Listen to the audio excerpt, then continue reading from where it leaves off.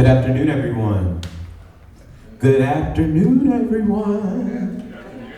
Yeah. Just want to acknowledge the energy in the room. So why don't we take a deep breath in and a deep breath out. We're here together to celebrate Coleridge-Taylor Perkinson through the lens of King Sophia from Detroit.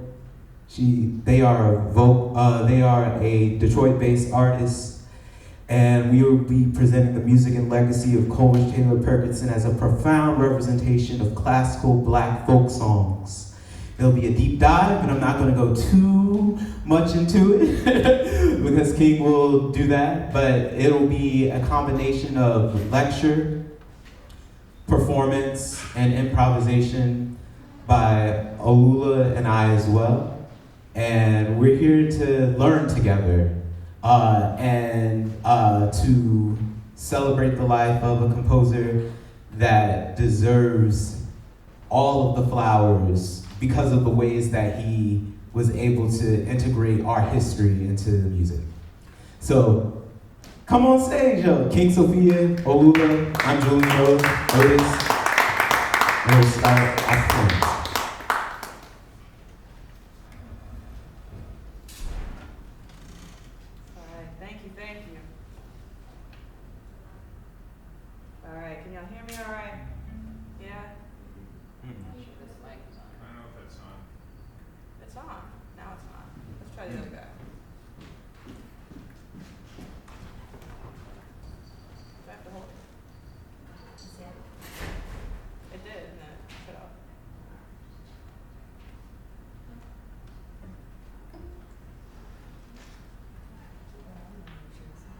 There we go.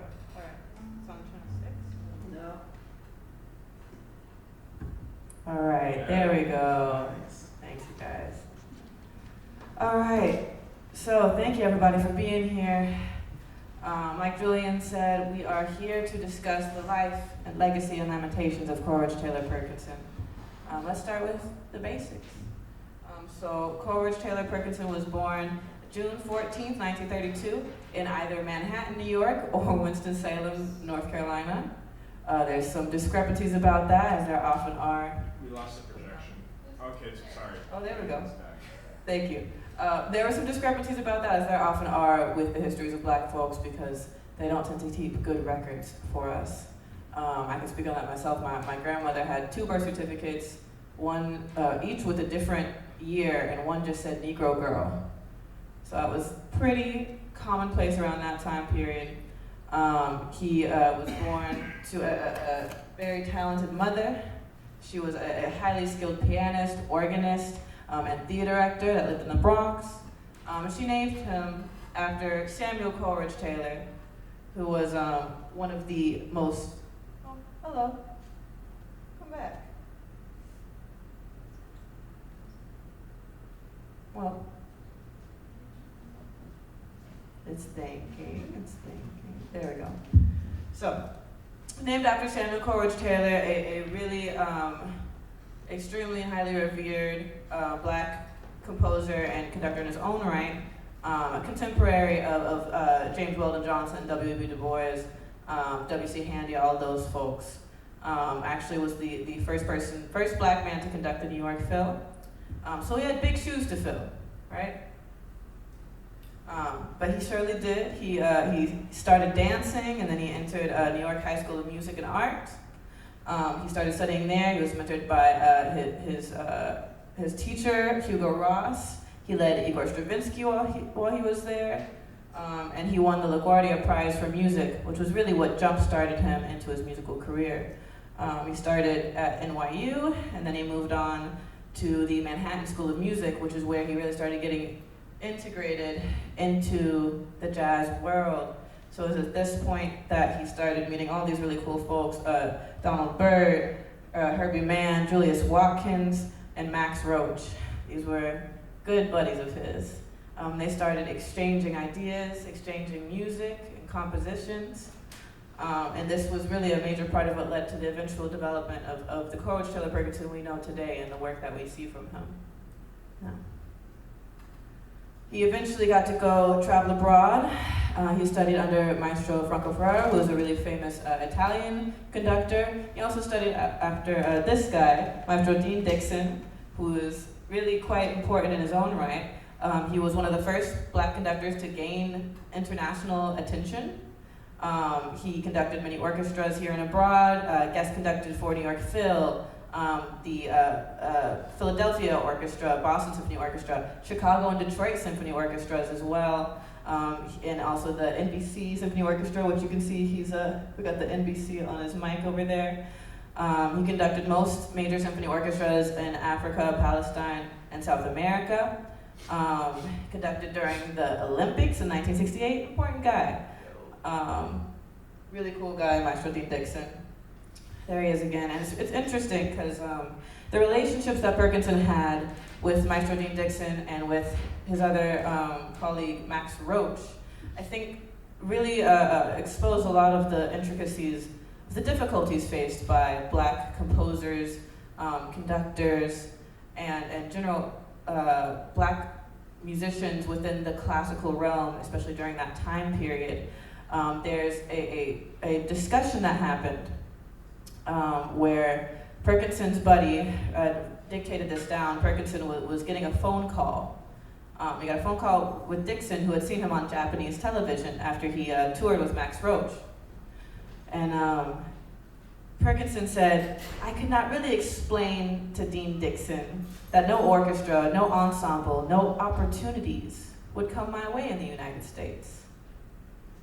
The phone rang and it was Max Roach on the line. He said, Perk, I'm booked for a tour in Japan.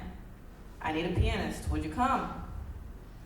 He said his phone call came when I was broke and I needed to eat and I went on his tour. He says, the fact that I did not or could not make headway in the United States when opportunities did come my way and they discovered I was black as opportunities were withdrawn or modified. And that was something that was all too common and still is to this day, and shaped a lot of, I think, not only the way that Perkinson wrote his music, but also the way he moved throughout his life and the projects that he devoted his time and attention to the most. On that matter, I'd like to get into the piece itself, Lamentations. That's what we're here for. It's what all of this is focused around now. Lamentations. It's a black folk song suite for solo cello. That's what it's titled officially, a black folk song suite for solo cello. It was written in 1974. It's a really very powerful piece. And the fuguing tune is interesting because it pulls on not only the history of Western fugues, right, that you'll see in Bach's music, you'll see in a lot of Baroque music, and you have this idea of a statement being made, right, and then you see that statement repeated coming from different voices until eventually they're all overlapping and starting to develop into something new. But it also builds on fuguing tunes related to sacred harp singing, which was a style kind of similar to like shout music in black churches. This was commonly seen in Southern Baptist church spaces, and it was a mainly improvised form of creating music that had a similar effect of the fugue in terms of the way the polyphony, the multiple voices, came through into the texture and out. It was a very organic way of engaging in essentially the same structure. Anyways,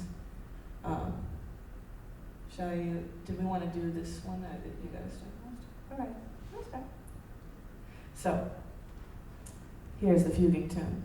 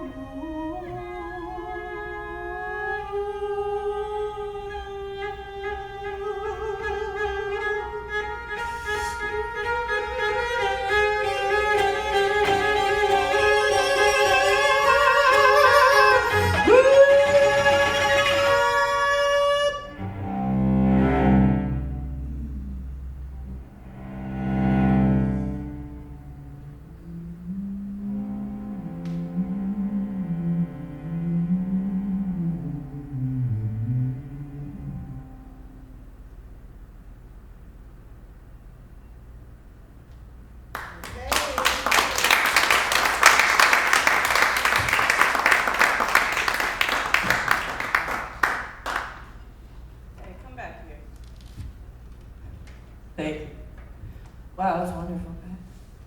That was a really beautiful improvised folk song based on the themes from that first movement.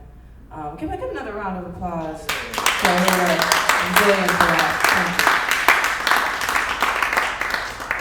Yeah, so we'll be, as you probably already know, if you accept the programming, we're going to be alternating between the discussions about Coleridge-Taylor Perkinson's life and his work, and performances from the piece Lamentations itself, and these improvised folk songs based on the themes within. Coleridge-Taylor Perkinson had a very wide-spanning career. He pretty famously did the music for Room 2222, which was a very, very big deal, major television show, and he did the scoring for that. He did a lot of film scoring. He also did the music for the Barbara McNair show, which frankly was a really important thing, just to have a black woman playing that kind of role, taking up that much space on a regular television spot, and then to have the music composed by a black man is a wonderful example of solidarity within the musical world that really was pretty rare back then. He was a renowned conductor.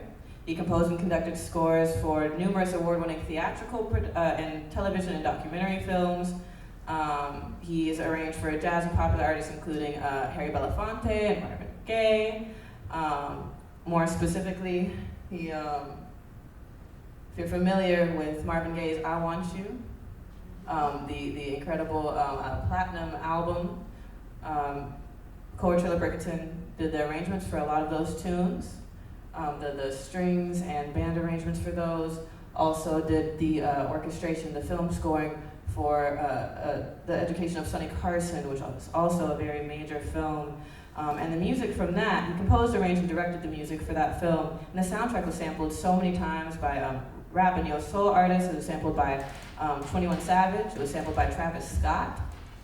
A lot of folks don't ever really know where these samples come from. It's a really interesting thing. I'm of the, shall we say, philosophical belief that if you're going to sample something or reference something, you should always know where it came from. That history matters. And that history is right here. Coleridge-Taylor Perkinson, his legacy exists not only in his own music, but in the music that other people did building off of that, just like I'm still playing this piece today and we do these improvisations based on these themes. People were still building off of the work he did here.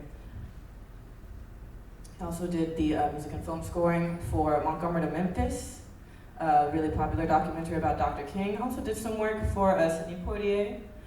Specifically did the film scoring for A Warm December, which is a beautiful, if a bit sad film. It follows the tragic love story between Sidney and his counterpart. And she basically is hiding this illness in the film. The plot follows this idea where at first he's not sure what's going on because she's got all these people following her, all these security guards, and he starts to wonder if he's gotten himself into some trouble, right? But lo and behold, they were watching out for her because she had a terminal illness. And they never name exactly what that illness is in the film, but it is implied to be one of those illnesses like sickle cell or like the HIV/AIDS epidemic that predominantly affected black and brown and queer folks that of course often never get the research, the funding, and the attention and respect that they deserve. Now, on that note, he also did a lot of work with some really important black queer elders. He did some ballet scores for the Dance Theater of Harlem, which you can see there. He also did a lot of work for Alvin Ailey and Leo Pomare. If you're not familiar with these two, they're both really quite important black queer elders. Alvin Ailey, both went through a lot. Alvin Ailey grew up picking cotton with his mother at 5 years old. And he grew up to be a very important and influential choreographer, dancer, and just artist and activist. Just being willing to take up space in so many of these scenes that did not want them. And of course, he was martyred by the US's deliberate ignoring of the AIDS epidemic. And Elio Pomare was a Colombian-American dancer and choreographer known for his politically charged productions, often depicting the Black experience in a very authentic and very, I should say, blunt way, such as Misaluba, which was a project which addressed the Christian church's role in the colonization of Africa. Both of them created dances inspired by Black and indigenous culture and their own experiences. And they built a lot based on the work that they did with Mr. Coleridge-Taylor Perkinson. Now, I have to take a moment because both of these artists, really all of the folks I've discussed lately, similar to The Plot of a Warm December, they were taken from us a bit too soon, especially Alvin Ailey. He had died very young, and to me, every time I read these stories or hear these stories, run them over in my head, see it in a film, see it in our art, because there is so much clear evidence of the martyring of our folks here and elsewhere. It really does cause a deep visceral reaction, you know? And I think about that a lot in relation to the next movement of Perkinson's piece, the song form. Now, the song form, you'll notice, it's a bit slower. The title refers to the structure of the song, just that it follows a traditional AABA form. So the repetition in it and the phrasing within is what that relates to. But when you listen to it, you'll notice even though it's a slower movement and there's these very rich legato lines moving through, there's a certain, shall we say, melancholy to it. And the piece, in the main phrases of the piece, the theme actually resolves to a tritone, which if you're familiar with that terminology from Western music theory, it's what was once labeled the devil's interval, right? Because it's considered dissonant. It doesn't fit well within the diatonic structure that we're so used to within these cliche chord progressions, but these phrases resolve to the tritone. And you'll notice by the end of the piece that it really does feel like a resolution. And I remember discussing this piece with my colleagues, and the way I always interpret it is it relates to me, it depicts a breath of a Black person, of a person living under oppressive regimes. That sense of both relief and resignation, of knowing that you're safe for now and you can breathe, you're okay right now, but knowing that there is still more struggle to come and it won't be easy. It's that dichotomy that lives in there, the warring souls of Black folks, that I find in every note of this particular movement, really every note of the piece. Anyways, keep that in mind as we move through this song form, which I'm going to play for you now, followed by another improvisation based on that from Olula and Julian.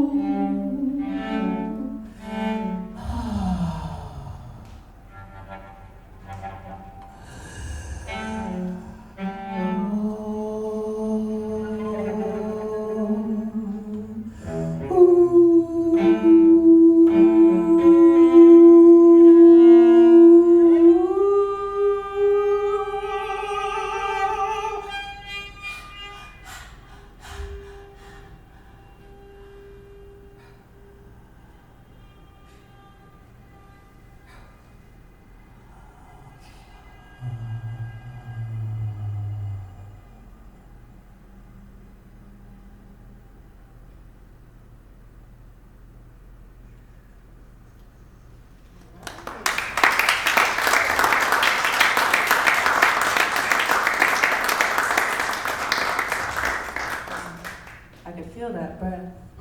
Yeah. It's so funny too how something as innate as the breath can tell so much. Something as commonly ignored, something as considered mundane, almost, you know, a menial task that your body does for you. Right? But a breath contains so much. Can cue a whole orchestra with one breath. Right?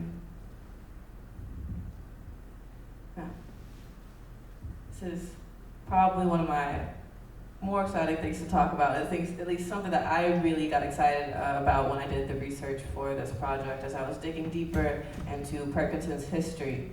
You see, I've been playing this piece for a little while, but I didn't really do a deep dive until I'd been playing the piece for about a year.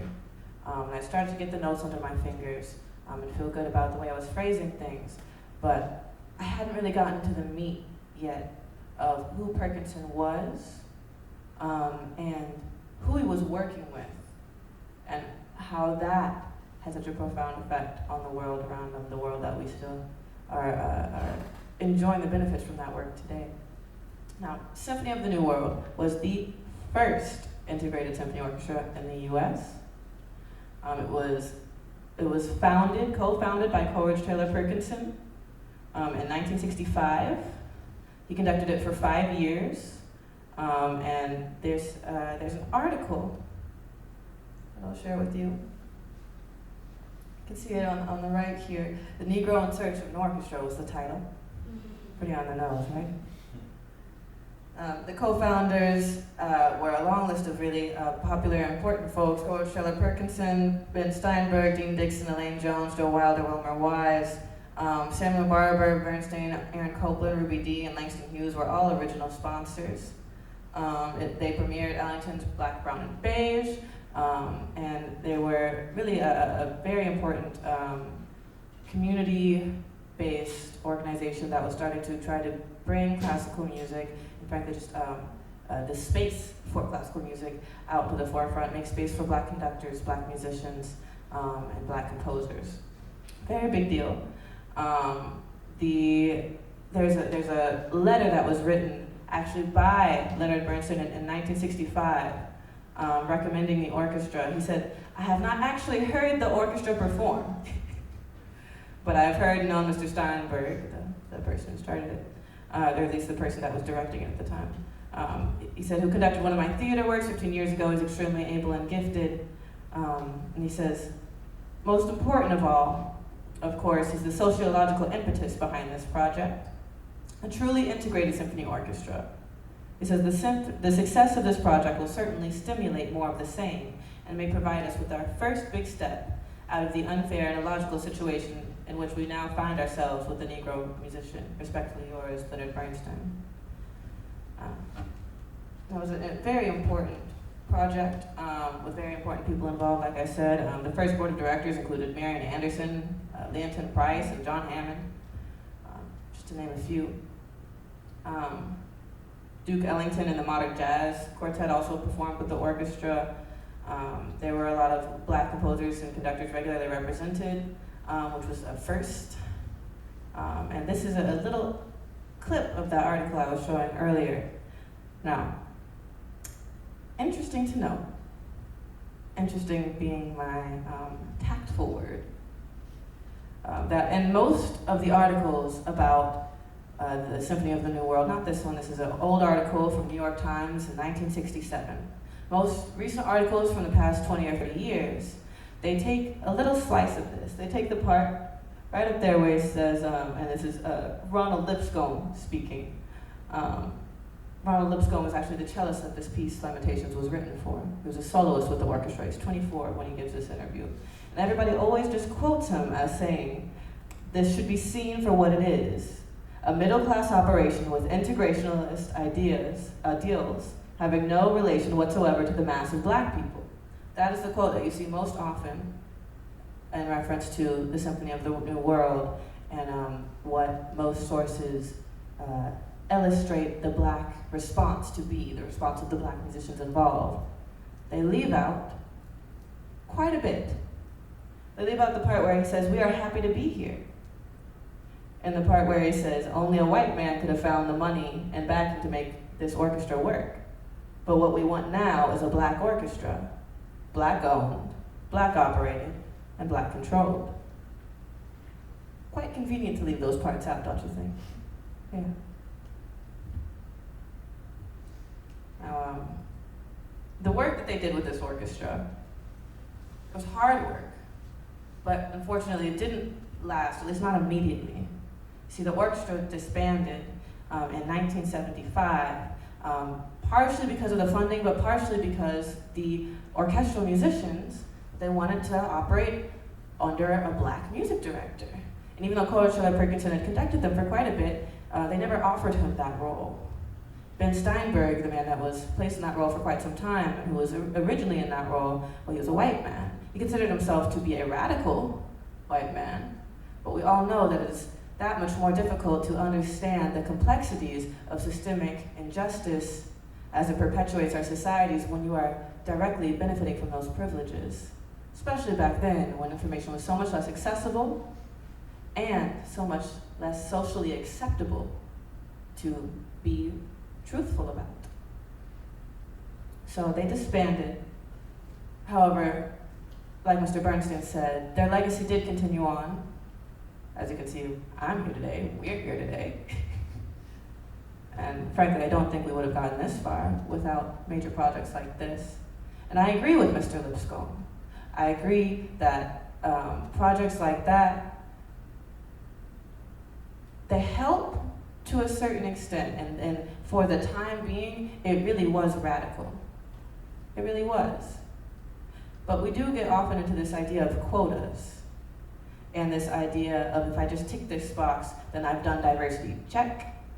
You know, that's for the folks that aren't, crying about DEI already, right? And when I say crying, I mean crying because, oh no, there's black people here. Not to exaggerate, but I'm not really exaggerating. But there are, I think, a lot of folks, even in the classical realm, that get into this idea of there's one black person in this room, that's enough. And I shouldn't have to worry about watching what I say, or about not engaging in microaggressions, or just about recruiting more black students. One is enough, right? I'm sure you all can relate to often being the only black person in the room. In classical spaces and musical spaces in general, art spaces that are within those, especially those educational institutions, right? Yeah. Or even those nonprofit areas, you know what I'm talking about. They don't want us there, still. So we've still got a lot more work to do. Oh, no, let's get to the Calvary Ostinato. I'm gonna let you guys go ahead and bring us that work song feel, because that's what we're doing, we're working, still.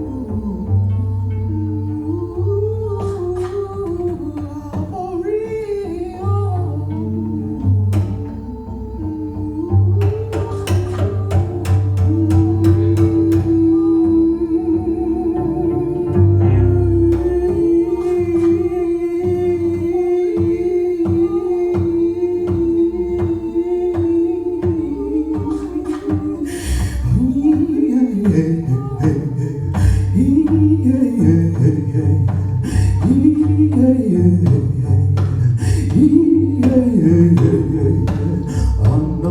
man done gone. Another man done gone.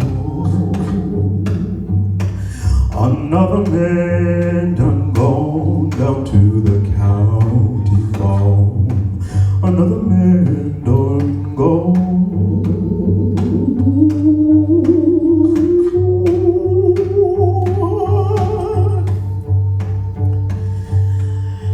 I didn't know his name.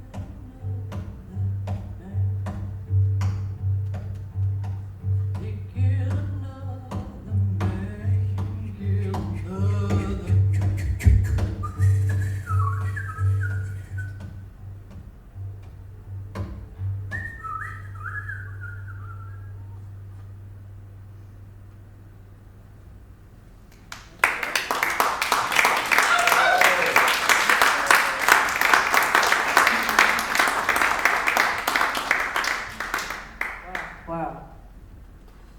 Excuse y'all, I'm gonna need a moment.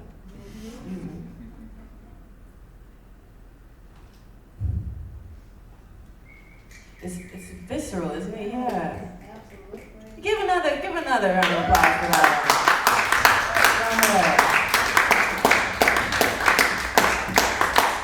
Wow. Yes. That touches so deeply into those roots of what this piece is about, especially this movement, right? Calvary ostinato. Calvary, of course, is referring to the Negro spiritual Calvary, which has the Christian context, right? The refrain, "Surely he died on Calvary," it refers to the site outside of Jerusalem, where Jesus was crucified, and it refers to that one narrative, as well as just the long walk, right? The long walk of carrying a heavy burden. But that translates so directly, and is the reason why this was a common Negro spiritual. It translates directly to lynchings and the pervasiveness of the martyring of Black and brown folks and queer folks everywhere, especially here in the United States. That history, ooh, you never quite get away from it, do you? No, you don't. A little bit of history about me. I came up in the South. I came up in what was really Confederate flag territory. My father found a noose one day. That's when I understood where I was, really.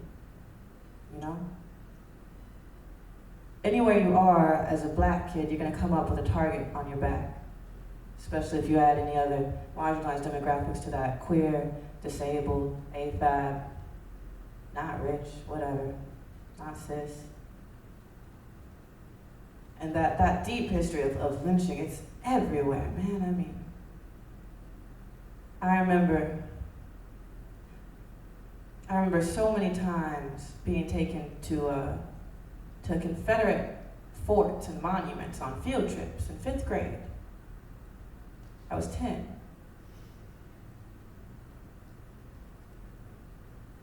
There were kids that died there younger than me then. Horrible things, horrible deaths, horrible martyrships, and I think about that when I play this piece. This third movement especially, there's such, the whole piece really, there's such not only grief, solemnity, and pain, but rage. Righteous fury, How could you not? How could you not feel that visceral reaction? There's the Negro spiritual that this is based on. There's Calvary, and you're hearing a little bit of it come through in both Julian and Olula's vocalizations. There's this strain. You see, the main theme is that Calvary, Calvary, Calvary.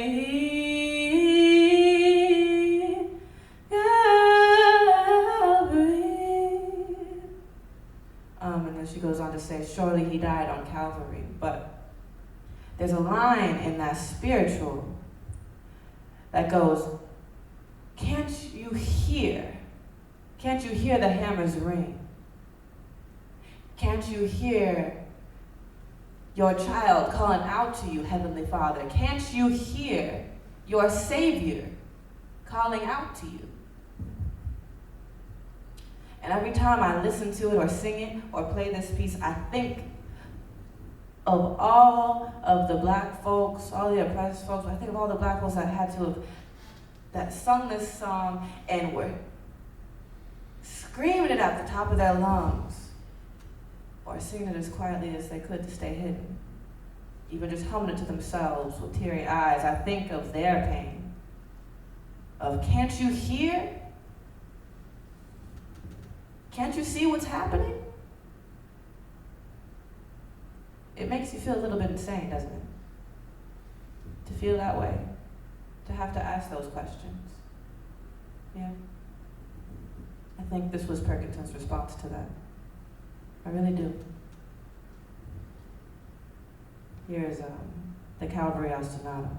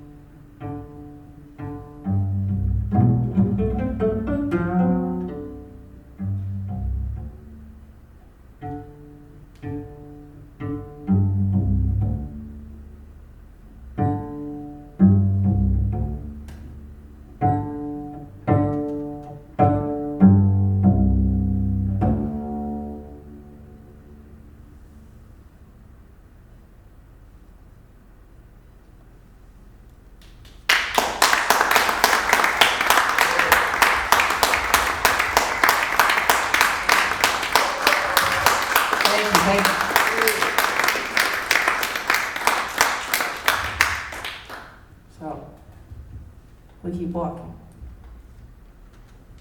Ronald Lipscomb, I mentioned earlier, was the cellist this piece was written for. I mentioned he was 24 when that article came out. He was already a very highly respected cellist. He was a soloist with that orchestra and many others.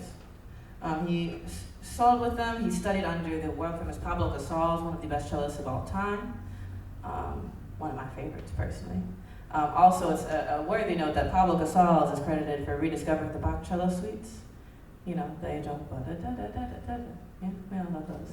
And you can hear, especially in the first movement, some similar structures in terms of the polyphony, the way those voices move through. It's very Bachian. So there's definitely a very interesting parallel there, I believe. He performed with the New York Philharmonic under Leonard Bernstein, and also as a soloist. He also worked with the American Symphony under Stokowski, really important conductor in his own right, and with the Symphony of the New World, he did Duke Ellington's work. He worked with Gladys Knight also. He worked with Isaac Hayes, Marvin Gaye, Frank Sinatra, Sammy Davis Jr., a lot of really, really powerful folks. He recorded with James Brown for James Brown Live at the Apollo.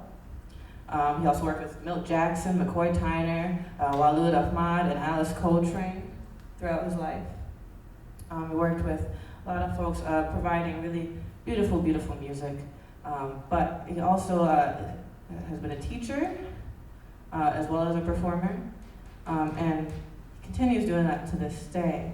Because Perkinson, he passed a few decades ago, but Ronald Lipscomb, well, he's still alive.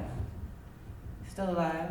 And I was lucky enough to be able to reach out to him and ask him a little bit about Lamentations. You see, I already had done enough research to know what was written about it by Perkinson. We knew that it was written in '73, even though it was published in 1980. We knew that it was written for an upcoming concert. Well, we didn't actually know that, but we knew it was written for Ronald Lipscomb. We knew that Perkinson said that the common denominator here, which we've already talked about, he said the common denominator of these tunes is the reflection and statement of a people's crying out. I heard that a lot, both in the piece itself and in Olula and Julian's interpretations thereof in those improvisations. Now, that was what I had started to accrue through my own research, but then I had the pleasure, the absolute pleasure of speaking with Mr. Ronald Lipscomb himself. It was like, it's like, you know, when you see really cool like action figurines behind a glass, it's like you could talk to one of them, you know? Like, really, really interesting. Yeah, it was one of, you know, at least 22 non-commercial pieces composed by Perkinson. He wrote a lot for solo cello. A lot for different strings configurations. Did about 12 different pieces for different strings things, including another string quartet that was also entitled Calvary String Quartet. But this one was, I think, very special. And I wonder how much of that was because of the connection with Mr. Lipscomb, and also just knowing Mr. Lipscomb's playing. You know, it is always that much easier to, or even more fun, to write for somebody when you know the musician, you know their strengths, you know how they play a bit, you know their phrasing tendencies, and you know how to really write them a beautiful part. And I think he really did showcase the cello well. It's interesting too, because I asked Mr. Lipscomb about that process. He said that he had an upcoming performance, upcoming recital, and so he said he asked Perkinson to write this piece for him. He called him Perky. He said, yeah. I asked him, and he said, at the time, maybe you don't know, because when Perky dashed off this piece, and it did have the feeling of being dashed off, because he wrote it so fast, did it so quickly, and yet here we are, analyzing and talking about it 50 years later. Yeah. And I asked him, you know, about these distinct black features of the piece, you know, the harmonies, the rhythms, the references, the Negro spiritual in there. And he said that, you know, since they had, he said that, you know, what is so interesting was that he sat down and he wrote this, and we didn't get a chance to really talk about those elements, those things that influenced him, but they were there. And there were elements of black life that we were aware of. And that's what we're really pulling out of the paper here, pulling out of the notes on the page. Elements of blackness, elements of our day-to-day life, elements of our generational traumas and joys, right? Elements of our pain and our response to it, our revolution. And it was really, really interesting to discuss this with the man it was written for, because not only did he have such a unique perspective, he talked about a bit about facing the glass ceiling that he did as he was trying to make his way through the orchestral world. He also talked about Ron Carter putting him on the gigs and how fun that was. All kinds of stories, all kinds. But it was so cool to me because I had been playing this piece for a little bit already. By the time I reached out to him, I'd been lucky enough to hear back. But I had really only been playing it, when I played it for my professors, these were folks that could tell you anything you need to know about Dvorak, Shostakovich, Bach. They'll have in-depth discussions and conversations about how to interpret this one tiny measure in a Bach prelude, or already have pre-made copies of the Dvorak cello concerto with different fingerings for your perusal. But they'd never heard of this piece, much less played it. So they were learning it right along with me. It was only about a year later that I eventually got to play it with Seth Parker Woods and get a little bit of mentorship from him on the piece. Just a couple of times working together. That was the first time I played it with somebody that had played it before. And to go from that to speaking with the man it was written for. And I'm sitting here wondering, how the hell did I not know this name before? Ronald Lipscomb. He was a real man. He was an important musician, just as important to me as Pablo Casals. Coleridge-Taylor Perkinson is just as important to me as Bach, if not more so, because there's a direct connection there. He looked like people I see in my family tree. He looked like one of my friends, That matters, to be able to see yourself and hear yourself. It really, really does. Now, let's get to the fun stuff. Perpetual motion. What y'all got?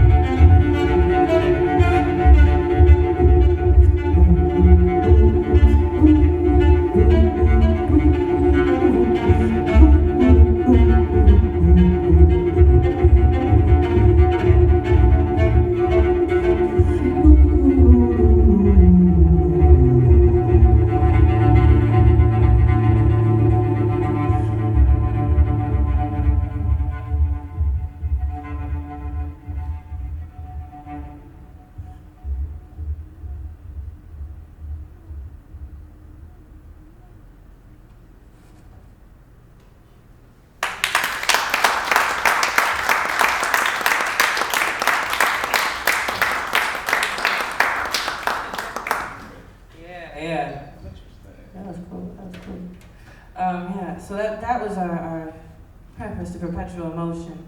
Now that's a label that's often associated with European classical music, but the same style of continuous playing is just as much a feature of black music, diasporic music, and the African roots it came from, descended from, I should say. It's especially common, this orientation around a droning note that you are hearing from olula in particular. It parallels a typical pattern of music played on the banjo, which is of course a black instrument. It's something we brought over with us. It was modeled after other African plucked string instruments like the akonting from Gambia, which were played in similar styles and had similar tones. So it was popularized by those black people that were trafficked and enslaved in the antebellum South. That style of playing is really, I think, more than anything what Perkinson is imitating here, as well as just, that constant motion. You gotta keep going. Gotta keep going. Damn, I gotta keep going today. I gotta keep going. And that really is so much of what it means to live, to live anywhere these days, but especially to live in America. As somebody that is not of hegemonic demographics, it is a constant reminder to yourself that you gotta keep working that marathon. You gotta keep putting one foot in front of the other. As much as they keep beating you down, because they'll never stop. So you gotta keep working at it. Anyways, here is Perkinson's Perpetual Motion from Lamentations.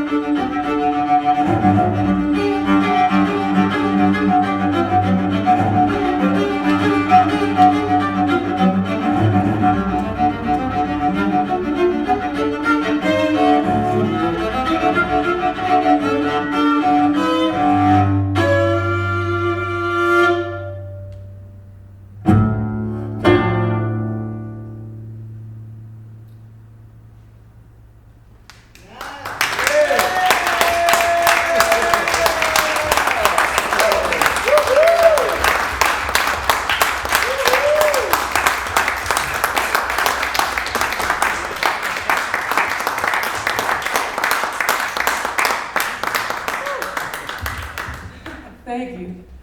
Wow. Yeah, you want to say one more? Yeah, really quick. Before we play our final culminating improvisation based on all of these different movements, first I want to take a breath. Second of all, I want to just leave us on one last note before we play our final little bit of music for you all this evening. I want to talk a little bit about legacy. I've talked a lot about legacy here today. This is the older Coleridge-Taylor Perkinson with his grandbaby there. I want to talk specifically about the legacy that they left for us. You see, most of these folks are heroes, or folks that are in the ephemera of past activists and martyrs that have gone ahead of us. We don't have the luxury of being able to ask what they want us to do. We try our best to build upon what they've done for us. We try to figure it out on our own.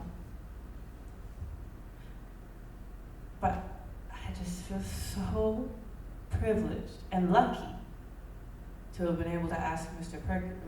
Lipscomb what he wanted us to do with their legacy. I asked him, and he said to just keep playing. He said, keep encouraging the conductors and the composers.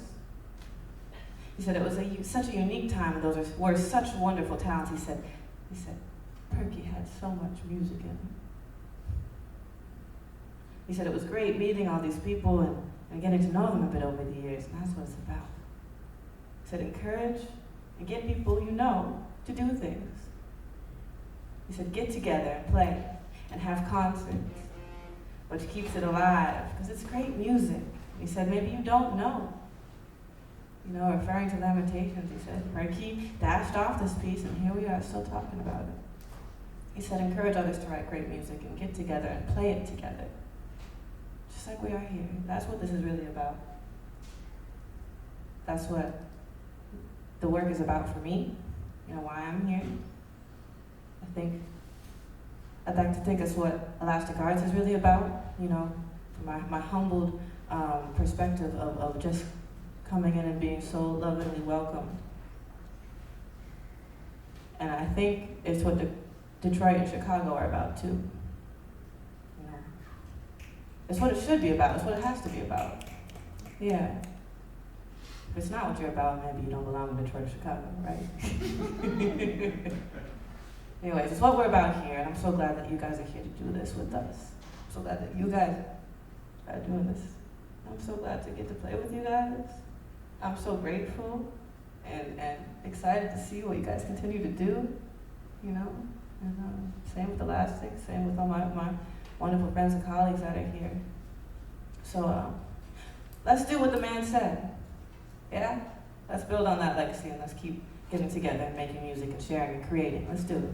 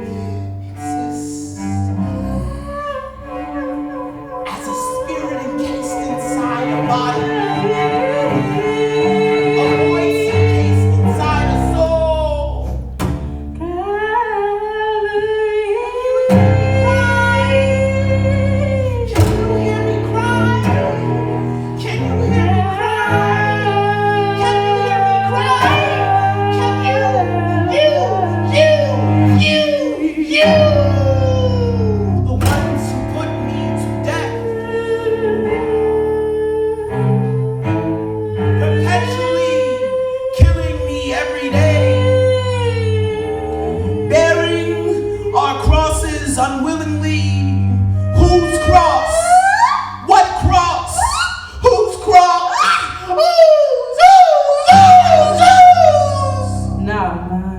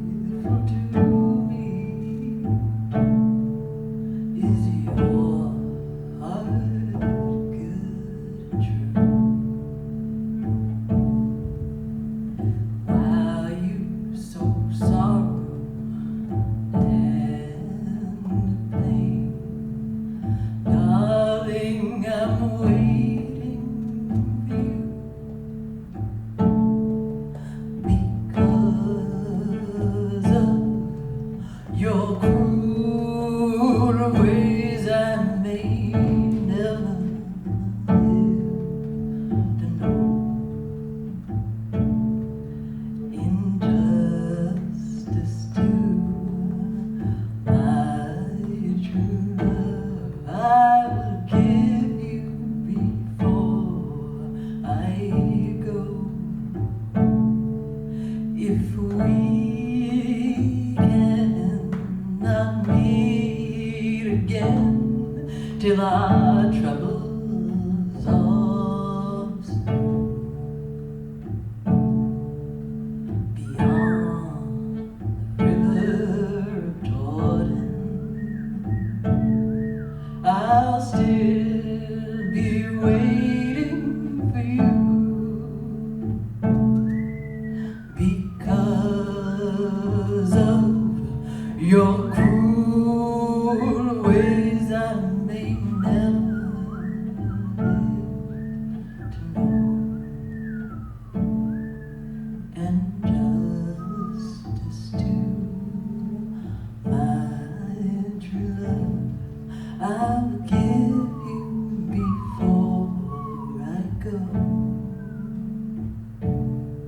When you seek my grassy mount, then our troubles all through. My days have been shortened whilst I've been waiting for you, because of your cruel ways I may never live to know. And justice to my true love, I will give you before I go.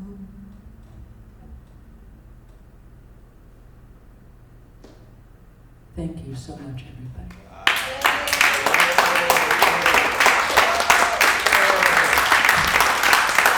Let's give it up again for King Sophia.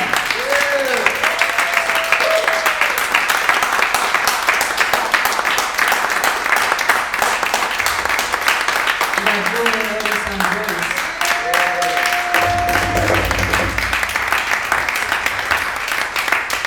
Olula, negre.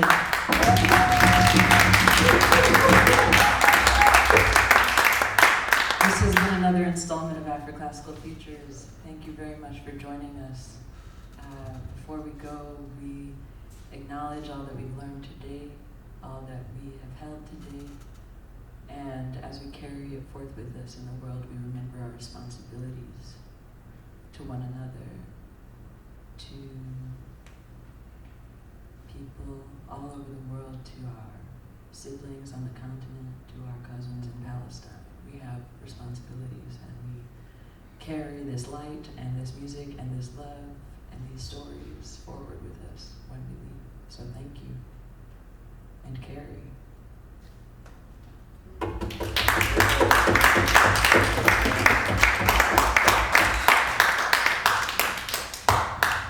Before you guys leave, make sure, if you haven't already, put your name and email address in the Elastic Arts list, as well as mine too, if you want to see any other King Sophia works. I'd love to see you again. So please stop by. Oh, and we'll be back in August. Yeah. August what? TBA.